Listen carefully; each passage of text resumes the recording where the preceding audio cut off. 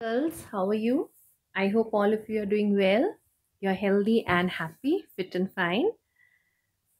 We have been doing this chapter of inflation for quite some time.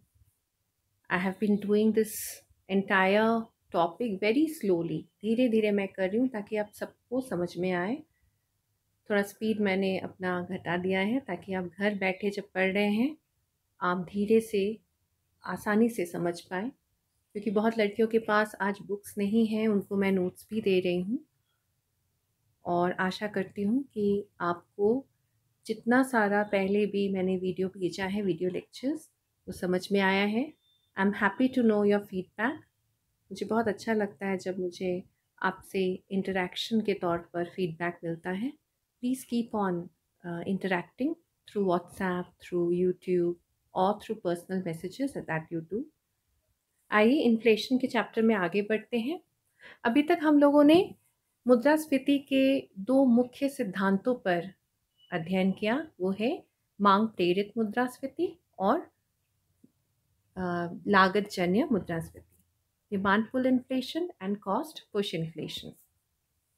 We have understood what they are, how they happen, and what are the causes behind these phenomena.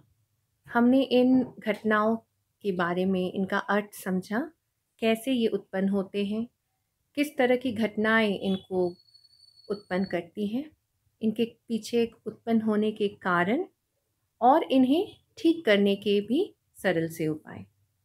आज हम लोग general causes पर अध्ययन करेंगे.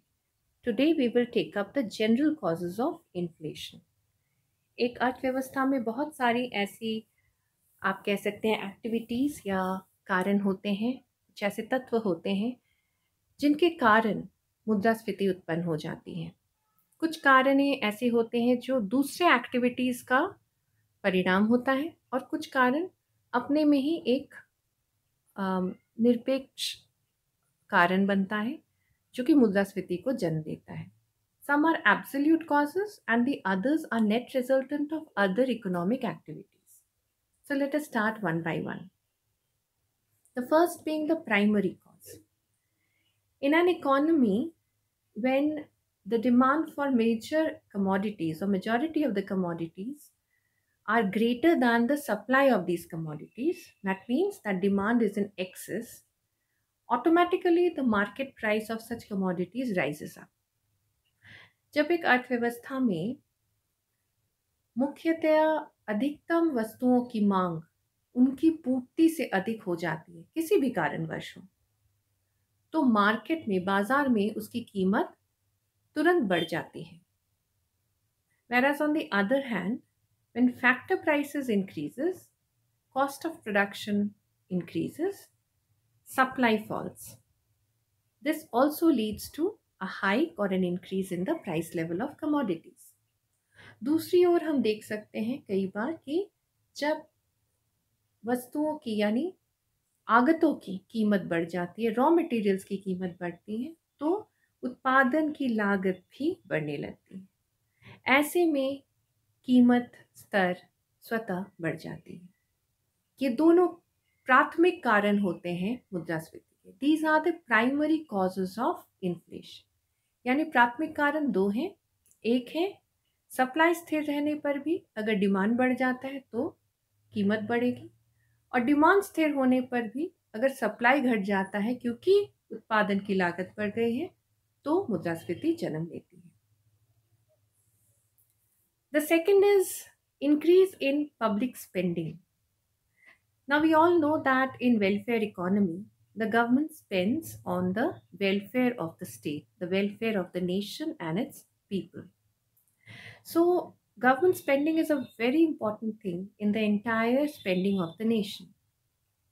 Because government spends, and that expenditure, what it does is it increases or adds to the aggregate demand of the country. In certain economies like underdeveloped economies or in developing economies, government spending is much greater than its revenue. So what happens is, because of development activities and welfare activities towards its citizens, The government has to spend high amount of money on various issues like education, health facilities, unemployment reduction schemes, poverty eradication schemes, etc. And this leads to a very high demand of various commodities and services. Supply being fixed in the short run leads to a very high increase in price and inflationary pressure. कल्याणकारी अर्थव्यवस्था में हमें पता है कि आज का जो वर्तमान सरकारी ढांचा होता है उसमें सार्वजनिक व्यय महत्वपूर्ण जगह रखती है। सार्वजनिक व्यय का एक महत्वपूर्ण स्थान होता है क्योंकि हर एक कल्याणकारी अर्थव्यवस्था में कल्याणकारी सरकार जो है वो ऐसी चीज़ों पर खर्च करती है ताकि जो जनता है उनके कल्याण हो, उनका जो आर्थिक और जीवन स्तर है वो ऊंचा उठे और देश का विकास हो। तो विकास हेतु काफ़ी सारे कार्य उन्हें करना पड़ता है जिसके लिए उनके खर्च बढ़ते ही जाते हैं। खर्च का बढ़ना या खर्च होने का मतलब है समग्र मांग में वृद्धि। सरकार जब भी कोई कार्य करती है जैसे कि निर्धनता उन्मूलन के पीछे जो कार्यक्रम है या बेरोजगारी उन्मूलन कार्यक्रम है, स्वास्थ्य सुविधाओं को प्रदान करना, शिक्षा प्रदान करना, लोगों के संचार और यातायात की सुविधाओं को प्रदान करना, यहाँ तक कि जो कैपिटल फॉर्मेशन या इंफ्रास्ट्रक्चर बिल्डिंग है उसके पीछे यानी संरचनात्मक जो विकास है एक देश की, इन सब के पीछे भी सरकार को काफ़ी सारा व्यय करना पड़ता है। और इसका व्यय का अर्थ ही ये होता है कि सरकार वस्तुओं और सेवाओं की मांग को बढ़ाने लगती है। ऐसी स्थिति में अल्पकाल में जबकि पूर्ति स्थिर रहती है और समग्र मांग बढ़ने लगता है, जाहिर सी बात है कि कीमतें भी बढ़ने लगेंगी और मुद्रास्फीति उत्पन्न हो जाएगी। तो दूसरा क्या कारण हुआ मुद्रास्फीति का कि सरकार की जो कल्याणकारी कार्य के पीछे खर्च होते, कल्याणकारी कार्य के पीछे तथा विकास कार्य के पीछे खर्च। So the spending of the government for welfare and development purpose. तीसरे पे आते हैं जिसको हम कहते हैं हीनाट प्रबंधन, deficit financing of the government. At times, the government may face a shortage of funds because its revenue will be less than expenditure. In acute cases, when the government cannot resort to any kind of loans, internal loans or external loans, the government has to take up this severe method of deficit financing. As we all know, you have studied in public finance previously, that deficit financing means the government issues new currency notes in the country, which means that there will be more of money supply in the market in comparison to the output or production in the market.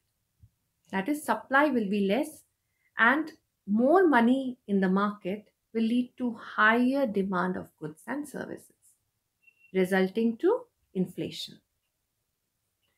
जब सरकार की आय करों से या गैर करों से जो प्राप्त राजस्व आय होती है, सरकार का जो आय होता है, सरकार का जो राजस्व है, जो प्राप्तियां हैं, वो उनकी व्यय से कम हो जाती है।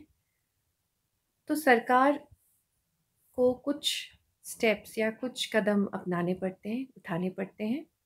पहला तो उनकी चेष्टा ये होती है कि वो आंतरिक ऋण ले। अगर ये संभव नहीं होता है या ये पर्याप्त नहीं होते हैं तो वो बाह्य ऋणों के लिए अग्रसर होते हैं। कई बार बाहरी संस्थाओं से, अंतर्राष्ट्रीय संस्थाओं से या अंतर्राष्ट्रीय सरकारों से भी ऋण प्राप्त करना मुश्किल होता है। ऐसी ही एक गहन स्थिति में सरकार को एक बहुत ही अहम कदम लेनी पड़ती है और वो है हीनाट प्रबंधन का। यह वह प्रक्रिया है जब सरकार नए नोट, करेंसी नोटों को छापकर और बाजार में लाती है। कैसे? बैंकों के जरिए। बैंक ऋणों के जरिए लोगों को अधिक ऋण देते हैं, कम ब्याज दर पर ऋण छोड़ते हैं। इसके ज़रिए सरकार नए क्रेडिट क्रिएशन के ज़रिए नए करेंसी नोट को बाज़ार में लाते हैं।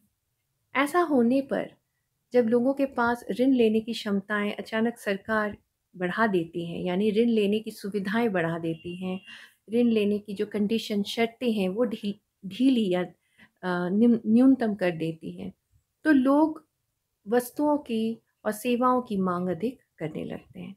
अतः समग्र मांग बढ़ जाता है, लेकिन पूर्ति इसके अनुपात में कम ही रहती है और इसी वजह से कीमतें बढ़ने लगती हैं और मुद्रास्फीति उत्पन्न होती है। The fourth is increased velocity of circulation of money. In an economy, total use of money is equal to the money supplied by the government into the velocity of circulation of money. So when in a country or an economy there is a lot of prosperity, a very booming phase going, people try to spend more. They have a tendency of spending more and at a incredibly faster rate. So the frequency of spending is very high and the velocity of circulation of money also becomes very high. This also leads to inflation. एक अर्थव्यवस्था में जब समृद्धि का दौर चलता है तो लोग अधिक से अधिक खर्च करना पसंद करते हैं और खर्च की गति भी बढ़ा देते हैं, जिससे मुद्रा का चलन वेग बढ़ जाता है। किसी भी अर्थव्यवस्था में मुद्रा का जो चलन वेग है उसके साथ अगर हम सरकार के द्वारा मुद्रा पूर्ति को गुणा कर दें तो एक अर्थव्यवस्था में कुल मुद्रा का प्रयोग को देखा जा सकता है।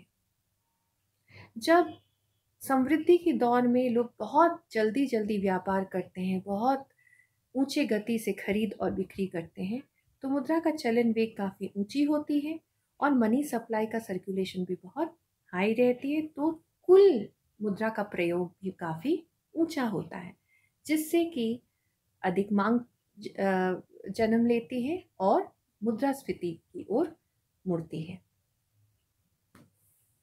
The next and the most recurrent kind of cause is population growth.